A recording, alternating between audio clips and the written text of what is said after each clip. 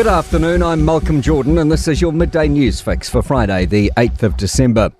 The Finance Minister is concerned by a huge cost blowout for new Cook Strait ferry infrastructure.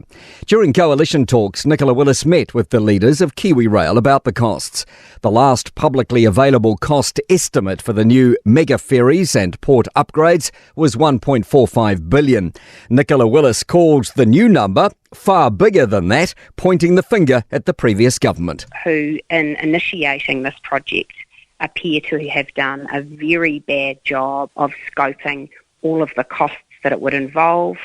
Chris Luxon is in disaster-hit Wairoa today, assessing damage from recent rainfall. It's his first visit as Prime Minister to Hawke's Bay, one of the regions most affected by Cyclone Gabrielle in February.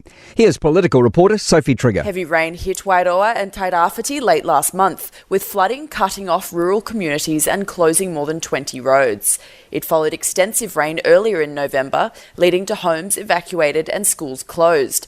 Luxon's touring damaged parts of the region, meeting with council representatives, and will later speak to the media. Farmers say they need more local police as rural crime rates continue to rise. A Federated Farmers survey has found 2/3 of farmers experienced crime in the past 2 years and a doubling in those hit by 5 or more crimes.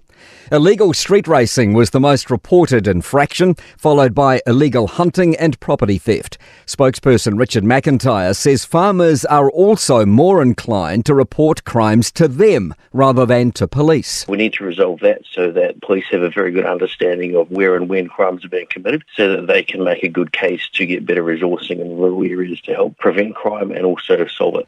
An Oxfam Aotearoa report is labelling the government's U-turn on banning oil and gas exploration a dangerous mistake. It states it's crucial to transition from fossil fuels to stay within the international benchmark for stalling global warming to prevent climate catastrophes. It says because New Zealand exports most fossil fuels it produces, we could be a world leader.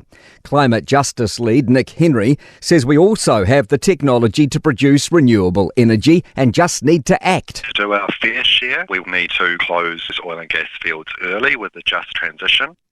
An 18-year-old learner driver who crashed into a tree in Rangiora, killing a passenger, has pleaded guilty to all charges. Police were called to reports of nighttime street racing in Fernside on September 17. A car fled at 140 kilometres an hour and crashed, killing 18-year-old Zara Mitchell. Adam Michael Rapson faced charges including manslaughter, dangerous driving and failing to stop. A recruitment agency says most pay rises next year aren't likely to meet the rising cost of living. The Robert Walters survey found 2/3 of employers plan to up rates, but almost 3/4 say it'll only be by 1% and 5%. To sport, Everton have beaten Newcastle 3-0 to push out of the Premier League football relegation zone on 10 points, despite getting docked a further 10 for breaching financial sustainability rules.